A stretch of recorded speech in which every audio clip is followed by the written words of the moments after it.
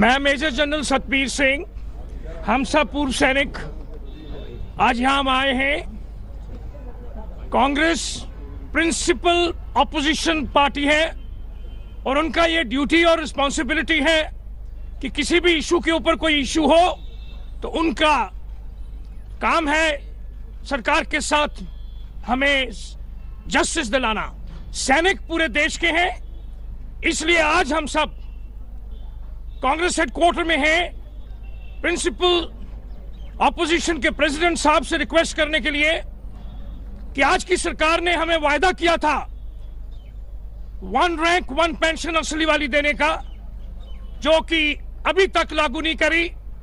और हमारे जो प्रधान सेवक जी हैं वो हर रोज जहां पे भी जाते हैं कहते हैं कि हमने 1 रैंक 1 पेंशन दे दिया है, जो मिसलीडिंग है पूरे देश को, पूरी दुनिया को। और हम सैनिकों को बहुत दुख होता है कि एक प्रधानमंत्री जी जिनको पूरा देश सुनने के लिए तैयार रहना चाहिए और उनकी एक बात ऐसी हो जो भी बोले वो 16.25 आने करेक्ट होनी चाहिए। और यहां हम हर रोज कहते हैं कि हमारा प्रधान सेवक झूठ बोल रहे हैं पूरे देश को कि हमें असली वाली। So sir, may we request you to please do your best to see that the soldiers are respected in this nation. The Pradhan Sevak says, respect your soldier, but how? By being on the road? जिस देश के सैनिक सड़कों पर देश का दुर्भाग्य है। That is what we want. It should not happen. Thank you, sir. Thank you.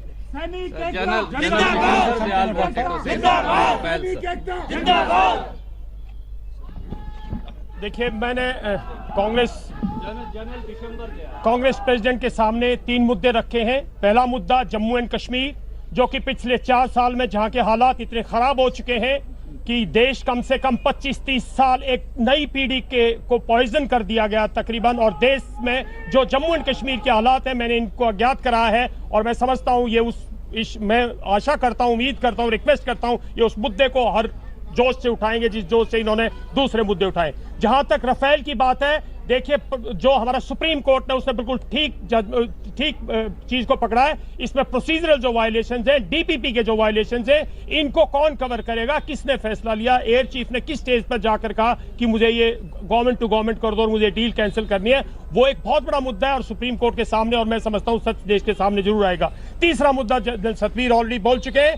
आज के दिन सेनाओं का जिस तरह से सम्मान घटा है, पहले कभी नहीं घटा। पिछले 4-5 साल में 7th पे कमीशन में, पैरिटी में, हमारी जिस तरह से हमें गुमराह किया जाता है, हमारे अंदर डिवीजन डालने की जो कोशिश। कल का हादसा आपको मालूम है, एक स्पोक्स पर्सन ने किस तरह से ट्वीट किया मिनिस्ट्री ऑफ डिफेंस की, उस पे कल एक सैनिक किस तरह से पत्थरों से मारा गया जम्मू एंड कश्मीर में। मैं ये सब बड़े मुद्दे दुखते हैं। जो परिवार जुड़े हुए हैं सेना से, जो परिवार पीढ़ियों से जुड़े हुए हैं, उनको बहुत दुख होता है। मैं सर उम्मीद करता हूं आप इन मुद्दों को हर समाज के हर स्टेज पर उठाएंगे।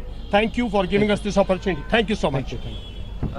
May I now request Congress President to say a few words.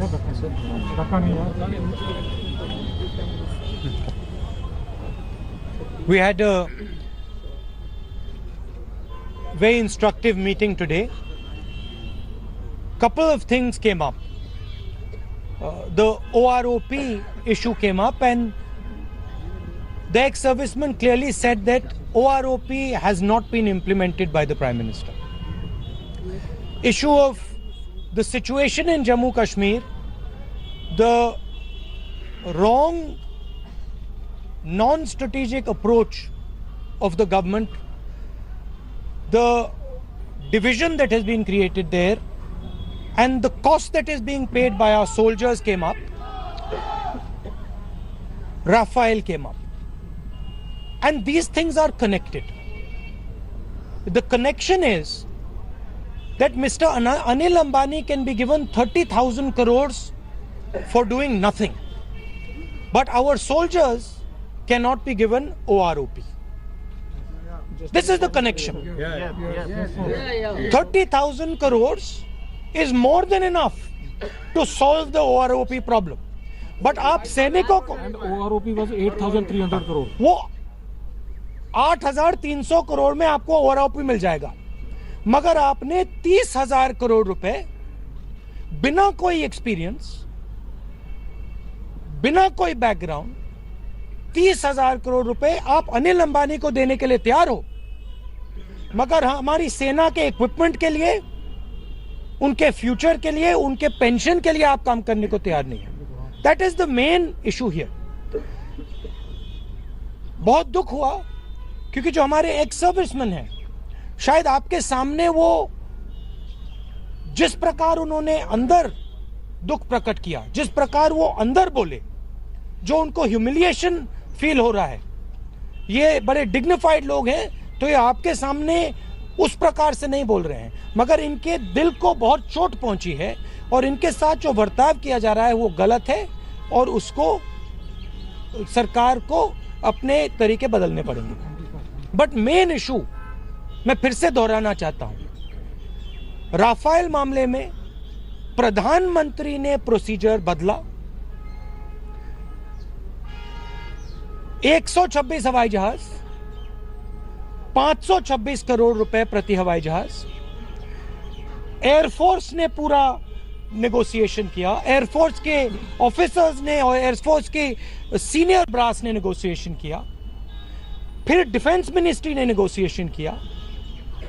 प्रधानमंत्री आते हैं, सब रद्द कर देते हैं, एक नई डील तैयार करते हैं और 1600 करोड़ रुपए एक हवाई जहाज के लिए, एक व्यक्ति को जिसने कभी हवाई जहाज नहीं बनाया, 45,000 करोड़ रुपए का कर्जा है, उसको गिफ्ट देते हैं।